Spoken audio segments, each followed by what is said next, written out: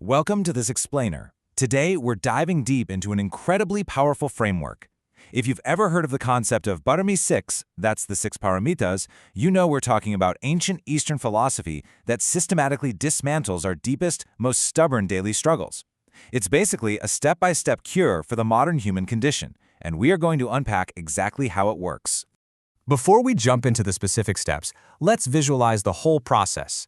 Think of a beautiful lotus flower, right? It blooms perfectly, but it literally grows out of thick, murky mud. Well, that mud, that represents our chaotic, everyday human experience. The attachments, the frustrations, the flaws. Cultivation is that stem pushing upward, allowing pure spiritual liberation to blossom right out of life's messiness. So here's our roadmap for today. We'll start with what are the Six Paramitas? Then, overcoming greed and misconduct. Next, conquering anger and laziness.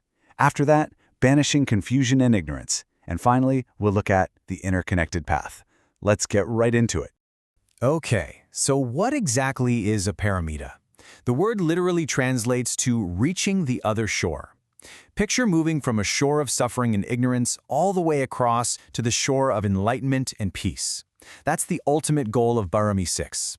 At its core, it's about shedding negative human traits. But here's the kicker. It's not a selfish pursuit. We do this to repay what's known as the four graces, the grace of our parents, our teachers, all sentient beings, and the earth itself, all while working to alleviate the three sufferings. Section 1. Overcoming greed and misconduct.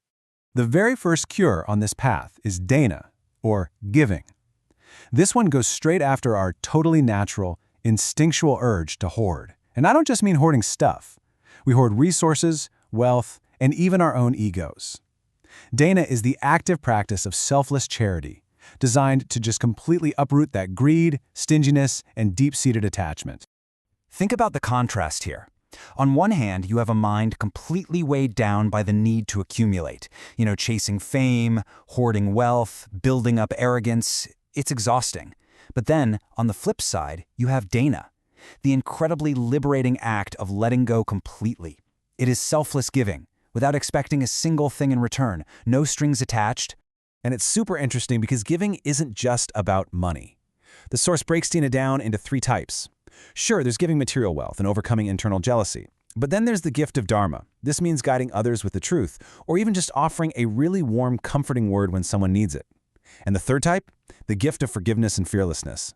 This is about protecting others, offering your service, and creating a safe space for people to thrive. Moving on to the second perfection, we hit Sila, or morality. Now, if dhyana gets the engine running, Sila provides the guardrails on our spiritual track. It's the strict observance of ethical precepts to keep our body, speech, and mind in check. Basically, it acts as a really clear boundary against doing harm. It's easy to look at unrestrained desires, things like lying, stealing, intoxication, and think that setting rules against them is restrictive.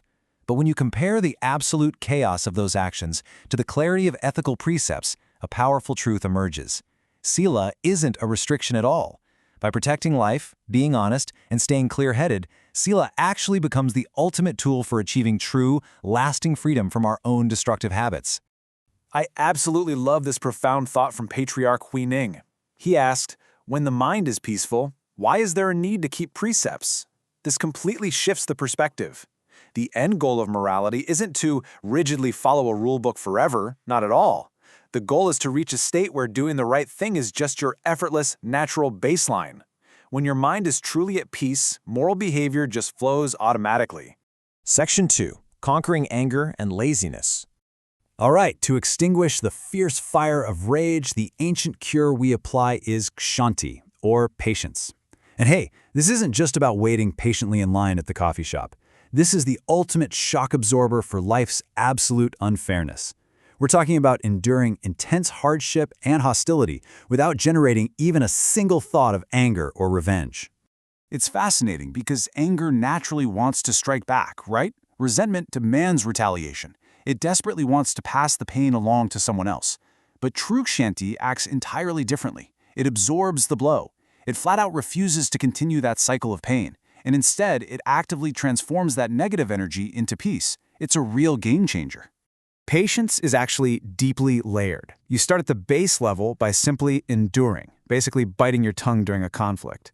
Then you graduate to accepting, which means fearlessly bearing natural hardships, like severe weather or hunger without complaining.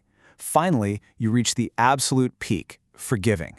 At this level, you truly understand the ultimate truth of a situation, and you dissolve the conflict and the attachment entirely. But listen, patience alone won't get you across the finish line. We need an engine. That engine is Virya, or diligence. And the definition here is key. It is an unwavering, sustained, and crucially joyful effort in doing good and actively cutting off evil. So Virya is the direct, potent antidote to spiritual laziness. Apathy makes us give up easily. It leaves us stagnant and directionless. But Virya, it demands consistent energy. It forces us to hold on to our original pure intentions and stand incredibly firm against obstacles, especially when that initial burst of excitement fades and the real gritty work begins. Section 3. Banishing confusion and ignorance. Let's be real. We all suffer from a chaotic monkey mind that frantically jumps from one worry to the next. The cure for this is dhyana. This is a state of deep, unwavering concentration and meditation. It's all about cultivating a tranquil mind that is completely, 100% free from both external distractions and internal chaos. There's another incredible insight here from Patriarch Huining. He states, externally separating from form is dhyana, internally not being confused is samadhi. This means true meditation isn't just about sitting perfectly still on a cushion in a silent room. It's about navigating this swirling, noisy, crazy world around you and remaining entirely unbothered and unconfused on the inside. And now we hit the absolute peak of our climb, Prajna. This is the ultimate wisdom. It's a deep, inherent understanding of absolute truth, the undeniable laws of cause and effect, and finally recognizing the illusion of a separate self. Prajna is the light that completely dispels the profound darkness of basic human ignorance. Think about it. Ignorance traps us in this endless, heavy cycle of selfish desires and the illusion of self. But Prajna brings ultimate liberation. It illuminates the deeply interconnected, impermanent nature of the whole universe. When you can see things with that kind of pure clarity, you act without attachment and you free yourself from suffering completely. Section 4. The Interconnected Path. Now, it is incredibly important to understand that these 6 perfections, Bottomy 6, are not isolated skills. They form a deeply integrated system. The source material maps exactly how everything connects. The 3 trainings link directly to the 6 Paramitas, which then manifest as the 3 virtues of courage, compassion, and wisdom. And if you look at how it's structured, diligence sits right in the middle, alongside meditation. Why? Because diligence is actually the invisible driving force making every other perfection possible. Without the energy to push forward, the whole system just stalls out. So I want to leave you with this final provocative thought. Take a hard look at your own life. Which of your negative traits is currently weighing you down the most? Is it a quick temper, a tendency to hoard, or maybe a restless, chaotic mind? The exact tools to dismantle your specific suffering already exist.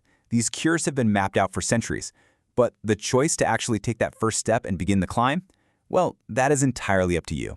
Keep learning, keep cultivating, and I'll catch you in the next explainer.